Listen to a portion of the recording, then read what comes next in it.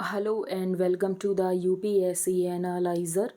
Today we will discuss newspaper analysis dated 1st of April 2023. First news है after court in New York orders Caesar Met says will transfer 15 antiques to India. तो कुछ time पहले Indian express ने एक investigation की थी और Indian express ने उस इन्वेस्टिगेशन को पब्लिश किया था। इन्वेस्टिगेशन में क्या पाया था इंडियन एक्सप्रेस ने कि तमिलनाडु की जेल में एक स्मगलर है जिसने बहुत सारे एंटीक्स को स्मगल करके न्यूयॉर्क में लेकर गया था। अब बात यह है कि इस इन्वेस्टिगेशन के पब्लिश होने के बाद ये जो मेट है ये न्यूयॉर्क का एक म्यूज़ियम है, इसने ये बोला है कि जो भी यहाँ पर एंटीक्स हैं इसमें से हम 15 एंटीक्स इंडिया को ट्रांसफ़र करेंगे। न्यूज़ इंपॉर्टेंट नहीं है, यहाँ पर इंपॉर्टेंट एक एक्ट हो जाता है और ये एक्ट है antiquities and art treasures act of 1972 जो कि इफेक्ट में आया था 1976 में। और ये एंटीक्विटी को डिफाइन करता है एज एनी ऑब्जेक्ट और वर्क ऑफ आर्ट जो कि एग्जिस्टेंस में रहा हो फॉर एटलीस्ट 100 ईयर्स। तो क्वेश्चन कहाँ से बनेगा? क्वेश्चन ये जो 100 ईयर्स है और मैन्यूस्क्रिप्ट के लिए ये जो ड्यूरेशन होता है ये नॉट लेस देन 75 ईयर्स है। तो ये आपको सबसे पहले तो डिफरेंस याद रखना है। तो antiquities and art treasures act of 1972 which came into effect on April 1, 1976 defines an antiquity as any object और वर्क ऑफ आर्ट जो कि एग्जिस्टेंस में रहा हो एटलीस्ट 100 सालों के लिए। अब ये कुछ भी हो सकता है, coins, sculptures, paintings, epigraphs, detached articles and बाकी कोई भी आइटम जो कि रिफ्लेक्ट करते हो साइंस को, आर्ट को, लिटरेचर, रिलीजन, कस्टम्स, मॉरल्स और politics from a bygone era. Manuscript, record या बाकी डॉक्यूमेंट जो कि साइंटिफिक, हिस्टोरिकल, लिटरेरी या एस्थेटिक वैल्यू का हो, इसके लिए जो ड्यूरेशन है ये नॉट लेस देन 75 ईयर्स है। तो 100 ईयर्स कहाँ पर है और 75 ईयर्स कहाँ पर है ये आपको डिफरेंस पता होना चाहिए। तो ये तो इंडिया के लेवल पर हो गया कि हम यहाँ पर एंटीक्विटीज़ के लिए क्या कर रहे हैं। ग्लोबल लेवल पर क्या हो रहा है? तो यूनेस्को ने 1970 में एक कन्वेंशन फॉर्मुलेट किया था। इस कन्वेंशन का नाम था means of prohibiting and preventing the illicit import, export and transfer of ownership of cultural property. Illicit का मतलब होता है इलीगल ट्रांसफर, जैसे कि इस स्मगलर ने यहाँ पर किया था, स्मगलिंग की थी ना।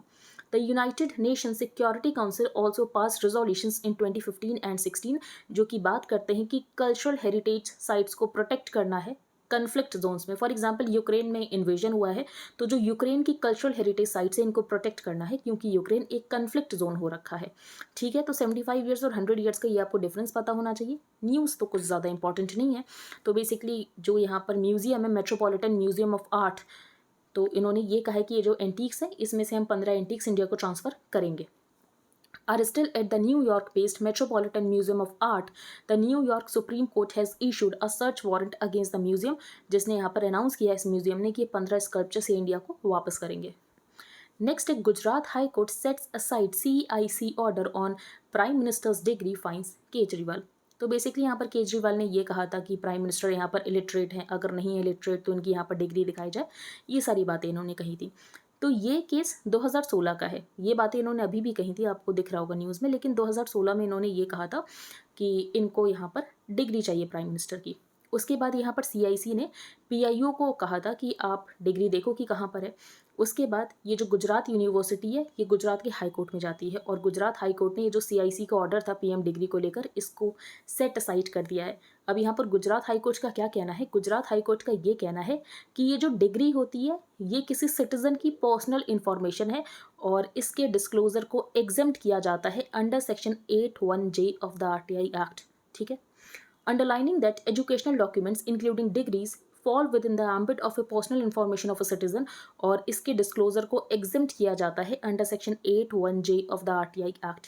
इंपॉर्टेंट यहाँ पर हो जाता है CIC। तो CIC के बारे में हम डिस्कस कर लेते हैं। CIC को स्टैब्लिश किया गया था सेंट्रल गवर्नमेंट के द्वारा 2005 में।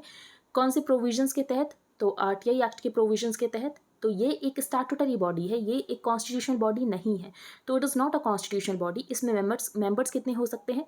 तो एक चीफ इंफॉर्मेशन कमिश्नर और 10 तक यहाँ पर इंफॉर्मेशन कमिश्नर्स हो सकते हैं। तो it consist of a chief information commissioner and not more than 10 information commissioners. इनको अपॉइंट कैसे किया जाएगा?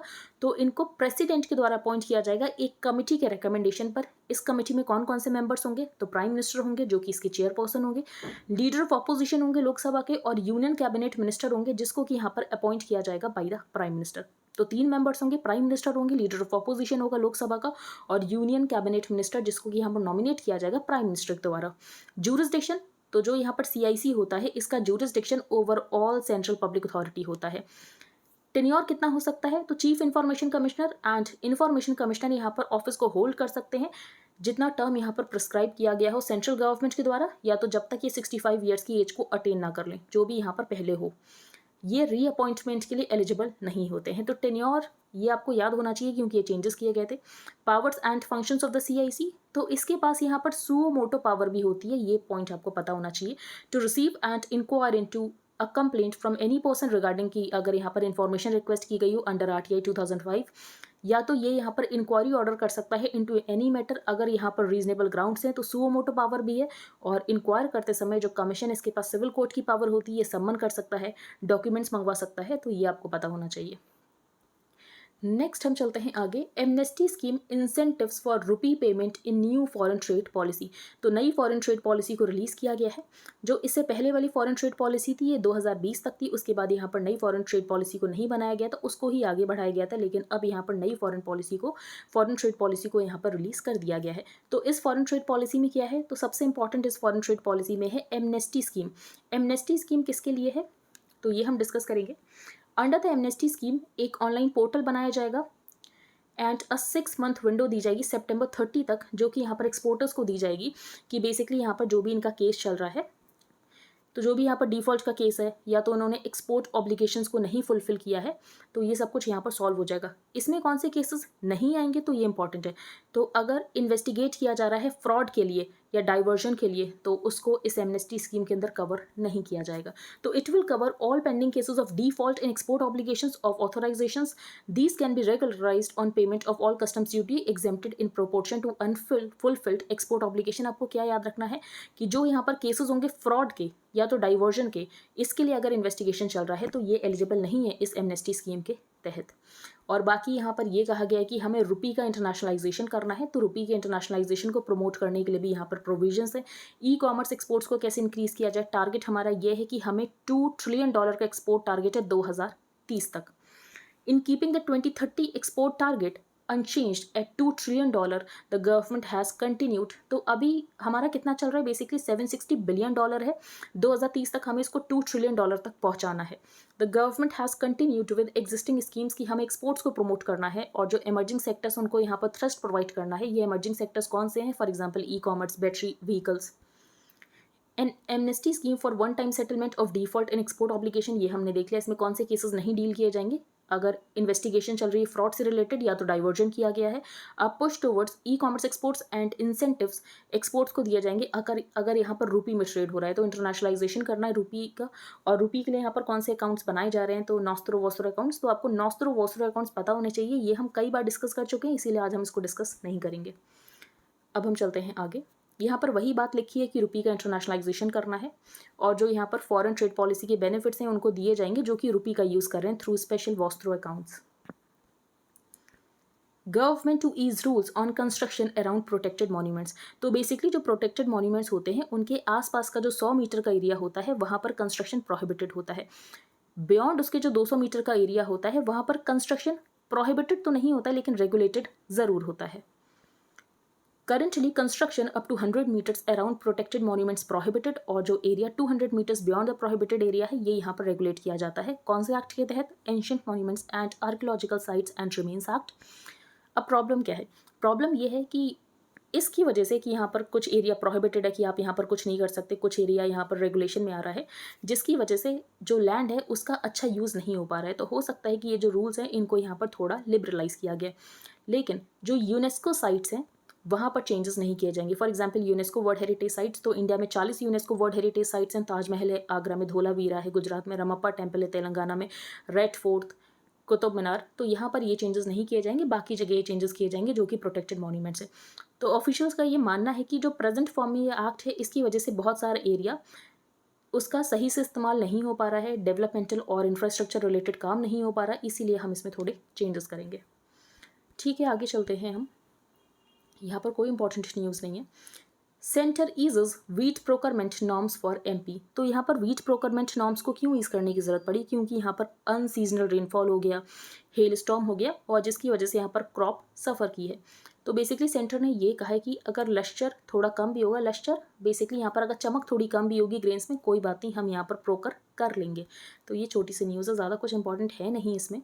एन अटैक अनएजुकेटेड, तो बेसिकली यहाँ पर आपकी बात की गई जो कि हमने फर्स्ट पेज पर डिस्कस किया कि यहाँ पर जो अरविंद केजरीवाल एंड दिल्ली के चीफ मिनिस्टर, उन्होंने यहाँ पर ये कह दिया कि प्राइम मिनिस्टर यहाँ पर इलिटरेट नहीं होना चाहिए और प्राइम मिनिस्टर यहाँ पर एजुकेटेड होना चाहिए।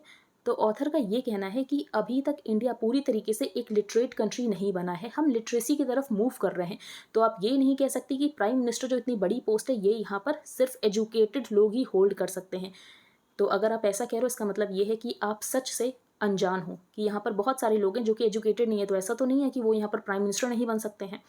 The Gujarat High Court order fining Arvind Kejriwal, तो 50,000 रुपये का इनके ऊपर फाइन लगाया गया है while setting aside the Central Information Commission directive to make public details about Prime Minister Narendra Modi's educational degree. ये हमने देख लिया कि ये पर्सनल इन्फॉर्मेशन है और इसको यहाँ पर एग्जेम्प्ट किया गया है। In fact, the campaign itself suffers from a striking form of illiteracy in a country जहाँ पर spread of literacy ये अभी प्रोग्रेस में चल रहा है। और अगर हम बात करें तो बहुत सारे लोगों को एजुकेशन नहीं मिल पाती, इसका क्या रीज़न है? तो कभी यहाँ पर कास्ट रीज़न होता है, कभी यहाँ पर एजुकेशनल एक्सेस नहीं मिल पाती, कभी उनके पास अपॉर्चुनिटी नहीं होती, कभी पॉवर्टी होती है, कभी क्लास की वजह से, कभी जेंडर की वजह से। तो बहुत सारे फैक्टर्स काम करते हैं जिस वजह से किसी को यहाँ पर एजुकेशन नहीं मिल पाती है। The educational qualification would have been it would still be highly exclusionary, तो ये तो क्राइटेरिया बिल्कुल नहीं हो सकता कि यहाँ पर जो प्राइम मिनिस्टर बन रहा है वो यहाँ पर एजुकेटेड ही हो। A representative democracy is the rule of by and for the people, और इसका मतलब ये नहीं कि जो रूल कर रहा है वो मोस्ट कॉम्पिटेंट होना चाहिए। लोगों ने अगर उसको मैंडेट दिया है तो वो यहाँ पर रूल करे, उसके लिए ये कंडीशन बिल्कुल नहीं होनी चाहिए कि वो यहाँ पर सबसे ज़्यादा एजुकेटेड होना चाहिए। It is not a rule by the so called most competent और by a class of elites और एक्सपर्ट्स। बट द आप must know that by calling the PM illiterate, and यहाँ पर जो पीएम है ये क्वालिफाइड नहीं है गवर्न के लिए, ये एक बहुत लो नोट को स्ट्राइक कर रहा है। Such a campaign does not behave a party that is actually engage with the issue of education, और उसके बाद ये पार्टी ऐसी बात करी। पॉलिटिकल आर्टिकल है लेकिन एक दो पॉइंट्स हमने देख लिए। नेक्स्ट ये जो है ये तो काफ़ी ज़्यादा पॉलिटिकल आर्टिकल, इसको हम डिस्कस नहीं करेंगे। 2024 में यहाँ पर क्या होने वाला है, अनइवन फील्ड कैसे होगी, ऑपोजिशन यहाँ पर स्ट्रॉन्ग क्यों नहीं बन पा रहा है, एग्जाम के लिए इंपॉर्टेंट नहीं है तो इसको हम स्किप कर रहे हैं। दिस इज़ नॉट पीस, तो ये एक फिलोसॉफिकल आर्टिकल है, इसको हम डिस्कस कर लेते हैं एक दो पॉइंट। तो प्राइम मिनिस्टर ने ये कहा था जो रशियन प्रेसिडेंट हैं पुतिन को कि जो ये एरा है ये वॉर का एरा नहीं है, तो आपको यहाँ पर वॉर नहीं करनी चाहिए। तो ऑथर का ये कहना है कैसे नहीं है ये वॉर का एरा, हर जगह तो हम वॉर की बात करते हैं। फॉर एग्जांपल हमें टेररिज्म के ऊपर वॉर करना है, हमें पॉवर्टी के ऊपर वॉर करना है, तो हर जगह तो हम वॉर का यूज़ कर रहे हैं कि हमें वॉर फुटिंग के ऊपर काम करना है। तो आप ये क्यों कह रहे हो कि वॉर का ये एरा नहीं है? हाँ, जिस तरीके की वॉर ये हुई है हमारा इसके ऊपर ध्यान क्यों जा रहा है, क्योंकि बेसिकली हमने यूरोप में कोई वॉर होते हुए नहीं देखा था पोस्ट वर्ल्ड वॉर, और जिसकी वजह से यहाँ पर कई न्यूज़पेपर्स में ऐसा पब्लिश किया जा रहा है कि अगर हम देखें तो वर्ल्ड वॉर 2 के बाद ये इतनी बड़ी वॉर हो रही है। ऐसा नहीं है, इससे पहले भी बहुत सारी वॉर हुई लेकिन उनको वॉर का नाम नहीं दिया गया, वो अलग बात है। तो there is a war on terrorism, a war on poverty, a caste war, a class war, तो हर तरीके की वॉर तो चल रही है। अफ्रीका के बहुत सारे कंट्रीज़ में यहाँ पर सिविल वॉर चल रही है, रिलीजियस वॉर चल रही है, क्रॉस बॉर्डर वॉर्स हो रही हैं, समवन और द अदर कहीं ना कहीं किसी वॉर में इंगेज है ही। और at this moment prime minister ने ये डिक्लेयर किया कि जो आज का एरा है ये वॉर का एरा नहीं है। तो ऐसा नहीं है वॉर का एरा नहीं है, वॉर तो हर जगह चल रही है। Modi was right in a manner of speaking, India has set all along कि यहाँ पर जो रशियन इन्वेजन ऑफ यूक्रेन है इसने यहाँ पर कॉन्ट्रावीन किया है जो principle and charter of the United Nations की। यूएस ने यहाँ पर वियतनामीज वॉर कराई, तो US waged an inhuman war against the Vietnamese, उसको आपने वॉर का नाम नहीं दिया, वो अलग बात है। Many wars have been fought over the past 3/4 of a century, जिसको कि हमने वॉर नहीं कहा। 1945 के बाद इसको पोस्ट वॉर ईयर्स कहा जाता है, और इसका रीज़न ये है कि हमने यूरोप में वॉर नहीं देखी। जब यूरोप में हमें वॉर देखने को मिल रही तब सब यहाँ पर कह रहे हैं कि वॉर का टाइम नहीं है, ये वॉर हो रही है। वॉर इससे पहले भी हो रही थी। तो between 1945 and 2000, bloody wars have been fought on all continents save North America, and of course, American soldiers have died in many of them in the first 2 decades of the 21st century. Wars हमने Asia में देखी, Africa में देखी, लेकिन हमने war Europe में नहीं देखी थी। अब यूरोप में वॉर हो रही है, तब सबका फोकस जा रहा है कि यहाँ पर वॉर हो रही है। नेक्स्ट है यहाँ पर ईज ऑफ ट्रेड। तो फर्स्ट पेज पर ही हमने डिस्कस किया है कि फॉरेन ट्रेड पॉलिसी को यहाँ पर रिलीज़ किया गया है। तो फॉरेन ट्रेड पॉलिसी 2023 जो कि अनवील की गई है यूनियन गवर्नमेंट के द्वारा। तो लास्ट ट्रेड पॉलिसी 2015 से लेकर 2020 तक थी, जो कि अभी तक इफेक्ट में थी क्योंकि उसके बाद यहाँ पर नई पॉलिसी को नहीं लेकर आया गया था। एम क्या है ट्रेड पॉलिसी का? तो 4फोल्ड है। सबसे पहले जो इंसेंटिव है इसको यहाँ पर मूव करना है to a tax remission based regime. तो रेमिशन बेस्ड रिजीम, आपको इससे एक स्कीम याद आ रही हो गई जिसका नाम है रोड टैप। तो रोड टैप स्कीम, इससे पहले MEIS हुआ करती थी, लेकिन जो MEIS थी ये यहाँ पर WTO कंप्लाइंट नहीं थी, इसीलिए MEIS को हटाकर हम यहाँ पर रोड टैप की तरफ शिफ्ट हो गए। अगर आपको रोड टैप स्कीम के बारे में पता है then please tell me in the comment section. Important scheme है। ईज ऑफ डूइंग बिजनेस को प्रमोट करना है, एक्सपोर्ट्स को प्रमोट करना है through collaborations and emerging areas के ऊपर फोकस करना है।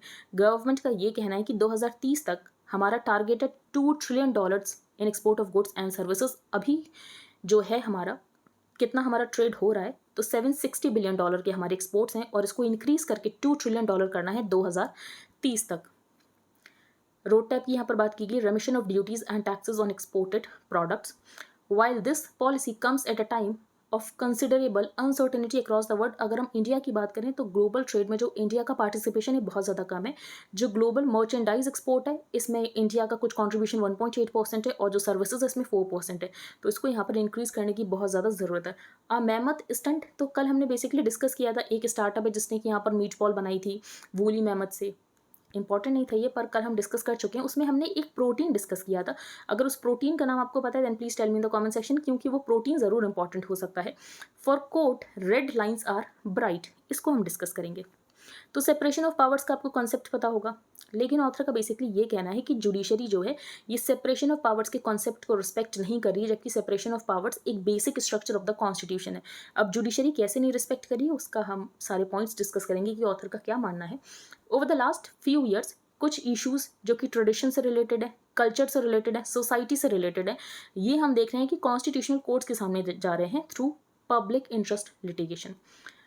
अब लोग यहाँ पर PIL क्यों फाइल करते हैं? क्योंकि लोगों को ये लगता है कि यहाँ पर लेजिस्लेचर तो एक्ट कर नहीं रहा है, एग्जीक्यूटिव तो यहाँ पर कुछ कर नहीं रहा है, तो जुडिशरी ही यहाँ पर कुछ कर सकती है। For example same sex marriage, marital rape, तो ये जो केसेस हैं ये यहाँ पर जुडिशरी के पास क्यों जा रहे हैं और क्या जुडिशरी को यहाँ पर इंटरवीन करना भी चाहिए कि नहीं इंटरवीन करना चाहिए?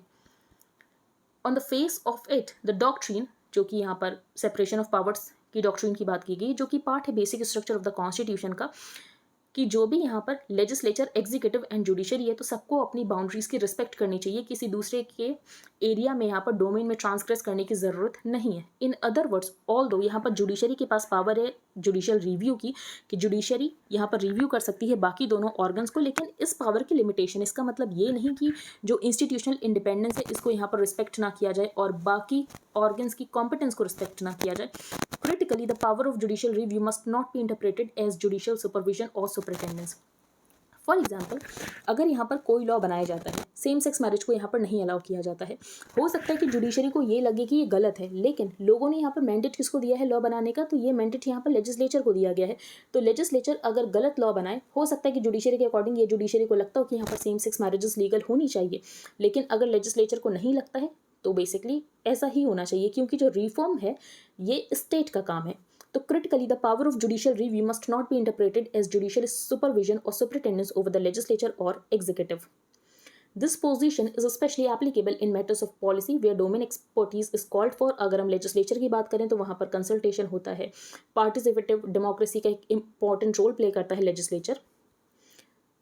In fact even if the decision of the majority, for example यहाँ पर एक लेजिस्लेचर ने लॉ बनाया जो कि फ्लॉड है, even if the decision of the majority is flawed it can't be interfered with the judiciary except on the grounds of constitutionality. For example अगर ये अनकॉन्स्टिट्यूशनल है तो ज़रूर इसको स्ट्राइक डाउन किया जाना चाहिए, लेकिन हो सकता है कि ये इलीगल सरकार कर दे, लेकिन ये लीगल होना चाहिए जुडिशरी अकॉर्डिंग, तो इसके बेसिस पर आप इसको अनकॉन्स्टिट्यूशनल नहीं कह सकते हो। After all society has the constitutionally guaranteed right कि ये यहाँ पर process of trial and error के थ्रू जाते हैं। फॉर एग्जाम्पल कोई लॉ बनाया जाता है, उसके बाद हमें लगता है कि इसमें चेंजेस करने चाहिए तो उसमें हम अमेंडमेंट करते हैं। तो अगर यहाँ पर लगेगा लेजिस्लेचर को कि इसमें यहाँ पर चेंजेस करने चाहिए तो पार्लियामेंट यहाँ पर अमेंडमेंट करेगा, इसमें यहाँ पर जुडिशरी को इंटरवीन करने की कोई ज़रूरत नहीं है। This is precisely why matters of reforms are constitutionally reserved for the state. और स्टेट जो डिफाइन किया गया है आर्टिकल 12 में, इसमें लेजिस्लेचर और एग्जीक्यूटिव आता है और इसमें जुडिशरी नहीं आता है। Only the state has the mandate कि स्टेट यहाँ पर डिटरमाइन कर सकता है कि कितना रिफॉर्म करना चाहिए, क्या टाइम होनी चाहिए रिफॉर्म का। Simply put, the power of judicial review is not meant to be wielded in such a way that judicial wisdom यहाँ पर replace कर the will of the majority, क्योंकि जो will of the majority है, जो यहाँ पर mandate दिया गया है, ये पार्लियामेंट को दिया गया है लॉ बनाने का, ना कि जुडिशरी को दिया गया है। That said, there do exist grays where both the legislature and the executive may feign policy paralysis for want of interest or incentive. तो फॉर एग्जाम्पल आपको ऐसा लग सकता है कि हो सकता है कि यहाँ पर लेजिस्लेचर एक्ट ना करे. क्यों ना एक्ट करे? क्योंकि बेसिकली यहाँ पर जो लेजिस्लेचर है पॉपुलर विल के अकॉर्डिंग एक्ट करता है कि लोगों को क्या पसंद आएगा, लोगों को जो पसंद आएगा उसके अकॉर्डिंग यहाँ पर लेजिस्लेचर काम करता है. और हो सकता है कि लोगों को कुछ ऐसी चीज़ पसंद हो जो कि कॉन्स्टिट्यूशनल ना हो. तो कॉन्स्टिट्यूशनल नहीं होगी तब तो यहाँ पर जुडिशरी इंटरवीन करके उसको यहाँ पर स्ट्राइक डाउन कर सकती है. लेकिन अगर वो कॉन्स्टिट्यूशनल हो लेकिन सबको सेटिस्फाई ना करती हो और वो शायद गलत भी हो मोरालिटी के अनुसार, एथिक्स के अनुसार, तो यहाँ पर जुडिशरी को इंटरवीन नहीं करना है. तो that said there do exist greys where both the legislature and executive यहाँ पर पॉलिसी पैरालिसिस करें और एक्ट ही ना करें, क्योंकि उनको ये लगेगा कि अगर हम ऐसा कर देंगे तो एक सेक्शन है जो कि हमसे नाराज हो जाएगा. तो यहाँ पर सुप्रीम कोर्ट आर्टिकल 142 यूज़ कर सकता है. आर्टिकल 142 यहाँ पर सुप्रीम कोर्ट को पावर देता है कि सुप्रीम कोर्ट यहाँ पर कंप्लीट जस्टिस के लिए कोई भी ऑर्डर, कोई भी डिक्री पास कर सकता है. तो आर्टिकल 142 में ये लिखा हुआ है कि सुप्रीम कोर्ट कंप्लीट जस्टिस के लिए कोई भी डिक्री, कोई भी ऑर्डर पास कर सकता है. फिर ये बताया गया कि अगर हम सेक्सुअल हैरेसमेंट ऑफ वुमेन की बात करें तो उसके लिए यहाँ पर पार्लियामेंट ने कोई एक्ट नहीं बनाया था. तो 1997 में सुप्रीम कोर्ट विशाखा गाइडलाइंस देता है और उसके बाद यहाँ पर 2013 में एक्ट आता है. तो इन सारे मैटर्स में यहाँ पर जुडिशरी को इंटरवीन करना चाहिए. जब बहुत ज़रूरी है तब यहाँ पर जुडिशरी इंटरवीन करे, लेकिन रूटीन केसेस में यहाँ पर जुडिशरी को इंटरवीन करने की ज़रूरत नहीं है. It would be equally improper and unconstitutional on the part of the judiciary to express its opinion on matters जहाँ पर जुडिशरी का कोई jurisdiction नहीं है. With the intention, for example अगर जुडिशरी यहाँ पर कुछ कहती है तो बाकी दोनों ऑर्गन्स के ऊपर भी प्रेशर बनता है कि यहाँ पर जुडिशरी ने कुछ कहा है तो हमें यहाँ पर एक्ट करने की ज़रूरत है. With the intention of shaping public opinion और to put pressure on the other two organs. This is because the constitution permits the judiciary की जुडिशरी यहाँ पर एक एडवाइजरी रोल प्ले कर सकती है, लेकिन लिमिटेड सर्कमस्टांसेस में. ये नहीं फॉर एग्जाम्पल सेडिशन की अगर हम बात करें तो सेडिशन को यहाँ पर जुडिशरी ने अबियंस में डाल दिया, तो क्या ये सही है? या तो इसके ऊपर यहाँ पर लेजिस्लेचर को ही एक्ट करना चाहिए. फॉर एग्जाम्पल अगर हम सेम सेक्स मैरिज की बात करें तो ये कहा गया था सेंटर के द्वारा कि जुडिशरी जो है ये पार्लियामेंट के ऊपर छोड़ती, लेकिन उसके बाद भी यहाँ पर 5 जज बेंच बना दी गई. तो ये सारे यहाँ पर ऑथर का क्वेश्चन है. नेक्स्ट है यहाँ पर नो वर्किंग वुमेन प्लीज़. तो यहाँ पर क्या बताया गया है? तो ये जो ऑथर हैं इन्होंने एक सर्वे किया एक मैट्रिमोनियल वेबसाइट पर, और सर्वे करने के बाद ये पता चला कि जो लोग यहाँ पर प्रेफर कर रहे हैं अपने पार्टनर में, तो उनका पार्टनर यहाँ पर जो होना चाहिए फीमेल पार्टनर, ये वर्किंग नहीं होना चाहिए. और ये भी एक रीज़न है कि इंडिया में जो female labour force participation rate है ये इतना ज़्यादा कम है. इंडिया की रैंक 143 थी out of 146 countries in 2022 in the global gender gap report. तो ग्लोबल जेंडर गैप रिपोर्ट कौन निकालता है? ये क्वेश्चन प्रीलिम्स में आ चुका है. अगर आपको पता है then please tell me in the comment section. तो अगर हम बाकी कंट्रीज़ के साथ कंपेयर करें जिनकी इनकम यहाँ पर इंडिया के बराबर है, फॉर एग्जांपल आप मान लो कि उनकी इनकम भी यहाँ पर जो होगी वो $2000 के आसपास ही होगी जो पर कैपिटा इनकम होगी. एजुकेशन और फर्टिलिटी लेवल्स भी बराबर ही है. फॉर एग्जांपल यहाँ पर 2.0 है फर्टिलिटी लेवल, क्योंकि ये इंडिया का भी है. फीमेल लेबर फोर्स पार्टिसिपेशन उन कंट्रीज़ का ज़्यादा है लेकिन इंडिया का सिर्फ 24% है. तो इंडिया का इतना कम क्यों है अगर बाकी सारे पैरामीटर्स सेम हैं? तो उसका रीज़न यहाँ पर बताया गया है marriage. Can partner preferences in the marriage market influence women's labour market decisions. For example यहाँ पर जो मेन है ये सिस्टमैटिकली डिस्क्रिमिनेट करते हैं अगेंस्ट एम्प्लॉयड वुमेन, और इनको अगर लाइफ पार्टनर चूज़ करना होता है तो ये उसको चूज़ करते हैं जो कि यहाँ पर अनएम्प्लॉयड हो. ऐसा ऑथर का कहना है. ऑथर ने यहाँ पर सर्वे किया और ये ट्रेंड हमें देखने को मिला है specially in north India.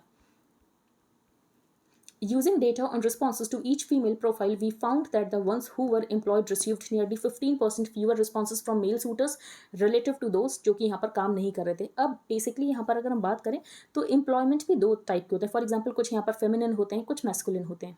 Feminine जैसे कि एयर हॉस्टेस फेमिनिन एम्प्लॉयमेंट हो गया. कोई अगर यहाँ पर विमेन टीचर है तो फेमिनिन एम्प्लॉयमेंट हो गया. कोई यहाँ पर विमेन IPS ऑफिसर है तो ये मैस्कुलिन एम्प्लॉयमेंट हो गया. तो अगर हम देखें तो जो यहाँ पर मेल पार्टनर्स हैं ये प्रेफर करते हैं कि अगर विमेन इंगेज्ड भी है किसी काम में तो ये फेमिनिन होना चाहिए, ना कि मैस्कुलिन होना चाहिए. Moreover, women employed in masculine occupations were additionally 3% less likely to receive responses compared to women employed in feminine occupations. It is worth remembering that having a spouse who works is likely. अब basically यहाँ पर अगर husband wife दोनों काम करें तो of course यहाँ पर इनकम इंक्रीज हो जाएगी, लेकिन इनको इनकम इंक्रीज करनी ही नहीं है. इनको इस बात से कुछ फर्क ही नहीं पड़ता है. By penalising women for making this choice man are expressing a preference कि बेसिकली कम पैसा आएगा वो इनको चलेगा लेकिन वर्किंग वुमेन नहीं होनी चाहिए. ये सब यहाँ पर ऑथर ने बताया गया है. तो इसका रीज़न क्या है? तो इसका रीज़न यही है जो पेट्रियार्कल नॉर्म्स हैं, जो पेट्रियार्कल एटीट्यूड है, जो पेट्रियार्कल बार्गेन है, तो ये सब यहाँ पर ख़त्म करना पड़ेगा. तो the marriage market penalty we documents likely contributes to India's persistently low female labor force participation and high levels of occupational segregation by gender. और अगर जो यहाँ पर फेमिनिन एम्प्लॉयमेंट की बात की गई, जो फेमिनिन ऑक्यूपेशंस की बात की गई, तो जो फेमिनिन ऑक्यूपेशंस होते हैं इसमें जो सैलरी होती है 30% लोअर होती है अगर हम यहाँ पर कंपेयर करें मैस्कुलिन ऑक्यूपेशन से। A developing country like India, seeking to achieve rapid economic growth, can ill afford education women staying out of the workforce. Changing norms and attitudes of men beside women, ये यहाँ पर critical है। उसके बाद ही यहाँ पर women का participation increase हो सकता है। और ये जो ऑक्यूपेशनल सेग्रीगेशन है कि हमने यहाँ पर कुछ ऑक्यूपेशंस को बना रखा है कि मैस्कुलिन है, ये फेमिनिन है, तो ये सारा सेग्रीगेशन बंद करना पड़ेगा। नेक्स्ट हम चलते हैं ट्रम्प इंडाइटेड इन हश मनी केस। ये हम एक्सप्लेन पेज पर देख लेंगे, इंपॉर्टेंट नहीं है, लेकिन बेसिकली हम ह्यूमंस हैं और ह्यूमंस तो यहाँ पर बॉर्न स्टोरी टेलर्स होते हैं, तो आपको बहुत क्यूरियस होगी कि ये कौन सा केस है, यहाँ पर क्या ट्रम्प इलेक्शन नहीं लड़ पाएंगे, ये सब आपको लगेगा तो हम डिस्कस कर लेंगे कि। नेक्स्ट है Russia rains bombs as Ukraine marks grim Bucha anniversary. तो ब्यूचा की लोकेशन कहाँ पर है ये आपको पता होना चाहिए, ये है यूक्रेन में, ठीक है। और फिनलैंड यहाँ पर नेटो ज्वाइन कर रहा है, तो फिनलैंड नेटो ज्वाइन कर रहा है। फिनलैंड, टर्की ने बेसिकली कह दिया कि फिनलैंड यहाँ पर नेटो ज्वाइन कर सकता है, तो Finland received the green light और फिनलैंड यहाँ पर नेटो ज्वाइन करेगा क्योंकि टर्की जो है ये रेटिफाई कर रहा है नॉर्डिक कंट्री की membership, becoming the last country in the 30 member western military alliance to sign off. Basically अगर नेटो में किसी कंट्री को ज्वाइन करना होता है तो नेटो के सारे ही मेंबर से यहाँ पर रेटिफिकेशन चाहिए होता है, तभी कोई यहाँ पर नया कंट्री नेटो को ज्वाइन कर सकता है। जो फिनलैंड है ये बॉर्डर शेयर करता है रशिया के साथ, ये आपको पता होना चाहिए। Attention killers of plants they could be screaming in pen. तो ये बताया गया है जो टमेटो है, ये जो टोबैको प्लांट्स हैं, ये साउंड्स प्रोड्यूस करते हैं, तो हमें ये साउंड्स नहीं सुनाई देती हैं क्योंकि जो साउंड्स होती हैं ये अल्ट्रासोनिक रेंज में होती है 20 से 100 किलोहर्ट्ज तक, तो ह्यूमन ईयर्स इनको नहीं सुन सकते हैं। तो ये तो इन्होंने स्टडी की है। एक इंपॉर्टेंट पॉइंट यहाँ पर ये है अराबिडोपॉक्स, ये क्या है, ये फ्लावरिंग प्लांट है मस्टर्ड फैमिली का, ये फ्लावरिंग प्लांट है मस्टर्ड फैमिली का, ठीक है, ये आपको पता होना चाहिए। और यहाँ पर कैविटेशन की बात की गई कि कैविटेशन यहाँ पर रिस्पॉन्सिबल है साउंड के लिए। कैविटेशन क्या होता है, तो जो जाइलम होता है, जाइलम क्या होता है, जो वाटर कंडक्टिंग टिश्यू होता है प्लांट का, तो वहाँ पर एयर बबल एक्सपेंड और बर्स्ट होते हैं और इसको ही कैविटेशन कहते हैं। तो कैविटेशन रीज़न है जिसकी वजह से ये यहाँ पर साउंड प्रोड्यूस कर रहे हैं, तो ये आपको पता होना चाहिए। नेक्स्ट है डोनाल्ड ट्रम्प्स इंडाइटमेंट। तो ये हम 1-2 पॉइंट्स मैं आपको बता दे रही हूँ। तो बेसिकली जो डोनाल्ड ट्रम्प है इनका अफेयर चल रहा होगा और उसके बाद इन्होंने अपने अफेयर को छिपाने के लिए पैसा दिया था। पैसा दिया था ये गलत नहीं, ये कोई इलीगल नहीं होता किसी को पैसा देना उसका मुंह बंद रखने के लिए, लेकिन बात ये है कि इन्होंने जो पैसा दिलवाया था ये अपने फॉर्मर लॉयर से दिलवाया था, जो उस समय के इनके लॉयर होंगे कोहेन। जब इन्होंने बाद में कोहेन को पैसा दिया तो जो इलेक्शन कैंपेन के लिए पैसा इकट्ठा किया था उससे दिया गया, तो ये यहाँ पर गलत हो गया और जिसकी वजह से हो सकता है कि इनको जेल में भी डाला जाए। अब जेल में डाला जाए इसका मतलब ये नहीं कि इलेक्शन नहीं लड़ सकते, इलेक्शन नहीं लड़ सकते हैं। इससे पहले भी यहाँ पर कुछ लोगों ने लड़ा भी, इलेक्शन जीते नहीं है वो अलग बात है, लेकिन लड़ तो सकते ही हैं। तो यही पॉइंट यहाँ पर है, बेसिकली यहाँ पर फेडरल कैंपेन फाइनेंस का यूज़ किया गया था यहाँ पर पैसा देने के लिए। नेक्स्ट है gamosa a marker of Assamese identity. तो क्या हुआ, ये सब क्यों न्यूज़ में है, तो गमोसा जो कि असम की आइडेंटिटी है एंड गमछा जो कि बंगाली गमछा है, इन दोनों को साथ में सिल दिया गया और ठीक है, और लोगों को वेलकम के लिए इसका यूज़ किया गया। लेकिन ये बात यहाँ पर असम के लोगों को पसंद नहीं आई। लेकिन जिन्होंने ऐसा किया, ये एक बॉडी है, एक लिटरेरी बॉडी जिसने ऐसा किया, उसका ये कहना था कि हम तो यहाँ पर हारमोनी को प्रमोट करना चाहते थे जिसकी वजह से हमने ऐसा किया। लेकिन असमीज़ लोगों का ये है कि ये तो हमारी आइडेंटिटी के ऊपर आप ऐसा कैसे कर सकते हो, आप ऐसा नहीं कर सकते हो। यहाँ पर इंपॉर्टेंट है गमोसा, गमोसा के बारे में हम 2-3 पॉइंट्स डिस्कस करेंगे। The gamosa is fundamentally different from the गमछा, और दोनों को आप इक्वेट नहीं कर सकते हो। The phulam gamosa is considered a symbol of Assamese cultural identity, और इसकी यहाँ पर सिंबॉलिक वैल्यू असम में रिलीजियस वैल्यू है, सोशल वैल्यू है, कल्चरल वैल्यू है। Socially it is gifted as a symbol of mutual respect and solidarity, और इसका स्पेशल प्लेस है जो वैष्णव कल्चर है असम में वहाँ पर। एट की मूवमेंट्स फॉर असामीज सब नेशनलिज्म, फॉर एग्जाम्पल अगर हम 2019 का CAA के एक्ट के अगेंस्ट प्रोटेस्ट देखें, या तो हम 1980s में प्रोटेस्ट देखें, उसके बाद असम अकॉर्ड हुआ था, इन सब प्रोटेस्ट में जो प्रोटेस्टर्स हैं ये गमोसा को वॉर्न करते हैं। बेसिकली यहाँ पर असामीज आइडेंटिटी का एक मार्क होता है, लेकिन ये जो गमछा होता है इसका कोई लेना देना नहीं है बंगाल की किसी आइडेंटिटी से। और बेसिकली यहाँ पर अगर हम बंगाल में बात करें तो उतरिया का यूज़ किया जाता है। By contrast there is no symbolism at attached to the gamcha, it is merely a utilitarian item of household use. Pointed out that a completely different garment, a long scarf called utariya, is often used in cultural programs and to welcome guests in Bengali society. तो ऐसा नहीं है कि जो गमछा है इसकी यहाँ पर कोई वैल्यू है, सिंबॉलिक वैल्यू नहीं है, लेकिन यहाँ पर गमोसा की है, तो गमोसा यहाँ पर असम से रिलेटेड है, ये आपको पता होना चाहिए। नेक्स्ट है क्वेरी ऑन PM's एजुकेशन, 2 बार हम डिस्कस कर चुके हैं, अब हम डिस्कस नहीं करेंगे। नेक्स्ट है centre hikes interest rates on most small savings scheme. तो सबसे पहले तो आपको स्मॉल सेविंग्स स्कीम पता होनी चाहिए, फॉर एग्जांपल किसान विकास पत्र, सुकन्या समृद्धि स्कीम। तो इंटरेस्ट रेट जो है इसको क्वार्टर बेसिस के ऊपर रीसेट किया जाता है, और यहाँ पर रीसेट करके ये कोशिश की जाती है कि जो यहाँ पर गवर्नमेंट बॉन्ड्स हैं उनका जो रेट चल रहा है उस अकॉर्डिंग ही यहाँ पर इंटरेस्ट रेट दिया जाए। तो ऐसा कोशिश की जाती है, ऐसा हो ये ज़रूरी नहीं है। तो interest rates on small saving schemes are reset on a quarterly basis in line with the movement in benchmark government bonds of similar maturity. तो स्मॉल सेविंग रेट्स को यहाँ पर लिंक किया जाता है जो बेंचमार्क गवर्नमेंट बॉन्ड्स होते हैं उनकी यील्ड से। लेकिन अगर हम पिछले 2 साल से देखें तो हमें डिफरेंस देखने को मिला है।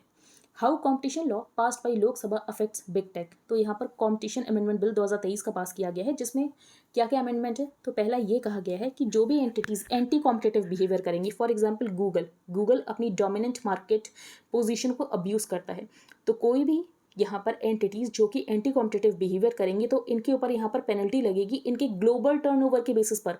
तो इससे पहले जो पेनल्टी लगती थी ये इंडिया के टर्नओवर के बेसिस पर लगती थी, ये चेंज किया गया है कि ग्लोबल टर्नओवर के बेसिस पर यहाँ पर पेनल्टी लगेगी। तो पहला चेंज ये किया गया है। The Competition Commission of India, the ability to penalize entities found engaging in anti-competitive behavior based on their global turnover. So far, the penalties were decided as a percentage of relevant turnover, which typically means कि यहाँ पर इनका annual domestic turnover कितना है। और ये जो relevant turnover वाली बात है ये भी यहाँ पर सुप्रीम कोर्ट के वर्डिक्ट के बाद आई थी। बाकी अमेंडमेंट क्या किए गए हैं, तो कॉम्पिटिशन कमीशन ऑफ इंडिया की यहाँ पर ज़्यादा सही होगी मर्जर और एक्विजिशन को लेकर। तो फॉर एग्जांपल यहाँ पर डील है जिसमें 2000 करोड़ से ज़्यादा इन्वॉल्व है, तो यहाँ पर सीसीआई के अप्रूवल की जरूरत पड़ेगी मर्जर और एक्विजिशन के लिए। और मर्जर और एक्विजिशन के लिए सीसीआई को जो यहाँ पर टाइम पीरियड दिया गया था अप्रूवल देने का, तो पहले ये 210 दिन हुआ करता था, इसको कम करके 150 दिन कर दिया गया है। तो bill has also reduce the time limit for approval of mergers and acquisitions from the existing 210 days to 150 days. इसके अलावा जो भी यहाँ पर कार्टेलाइजेशन में इन्वॉल्व है, कार्टेलाइजेशन तो फॉर एग्जांपल बियर कंपनीज यहाँ पर कार्टेलाइजेशन करती हैं, आपस में ये एक साठगांठ बना लेते हैं कि हम इतने ही प्रॉफिट के ऊपर बेचेंगे। फॉर एग्जांपल यहाँ पर बनाने की लागत सिर्फ 2 रुपये आ रही है, लेकिन इन सब ने डिसाइड कर लिया कि हम तो 10 रुपये के ऊपर ही बेचेंगे। तो कॉम्पिटिशन इन्होंने खत्म कर लिया और इन्होंने डिसाइड कर लिया कि सबको यहाँ पर 8-8 रुपये का प्रॉफिट होगा। कोई ऐसा नहीं करेगा कि नहीं कोई 3 में बेच रहा है कोई 4 में बेच रहा, नहीं, सब यहाँ पर 10 में बेचेंगे। तो ये हो गया कार्टेलाइजेशन। तो सीसीआई ने ये कहा है कि हम यहाँ पर पार्टीज़ को इंसेंटिवाइज करेंगे, जो भी यहाँ पर कार्टेल की इन्वेस्टिगेशन चल रही है और कोई सामने से आकर बताता है कि हाँ हमने कार्टेलाइजेशन किया, तो उसके ऊपर यहाँ पर थोड़ी कम पेनल्टी लगाएंगे। तो बेसिकली यहाँ पर इंसेंटिवाइज करने की कोशिश की जा रही है कि अगर आपने गलती की तो सामने से आकर मान लो, तो ज़्यादा सज़ा आपको नहीं देंगे। Growth in core sector output almost flat at 6% in February. तो कोर सेक्टर आपको पता होना चाहिए, कोर सेक्टर यहाँ पर कंट्रीब्यूट करते हैं 40% of the index of industrial production. तो यहाँ पर 8 कोर सेक्टर है, आपको इनके ऑर्डर के बेसिस पर याद होना चाहिए। वैसे इसका एक निमोनिक होता है जो कि होता है रेस कोल क्रू ना सीफे। तो रेस में RES तो refinery products, electricity, steel, coal का कोल होगा, क्रू ना सीफे तो क्रूड ऑयल, ना नेचुरल गैस, सीफे सीमेंट एंड फर्टिलाइजर्स। तो आई होप आपको सब कुछ क्लियर हो गया हो। अगर आपका कोई भी डाउट है तो आप टेलीग्राम ग्रुप पर पोस्ट कर सकते हैं। एंड अगर आपको अप्रैल मंथ के लिए PDF बाई करनी है तो आप बाई कर सकते हो, आपको सारी डिटेल्स कमेंट सेक्शन में मिल जाएगी। एंड अगर आपको एनालिसिस अच्छी लगती है तो आप लाइक शेयर सब्सक्राइब कमेंट कर सकते हो। Thank you and have a nice day.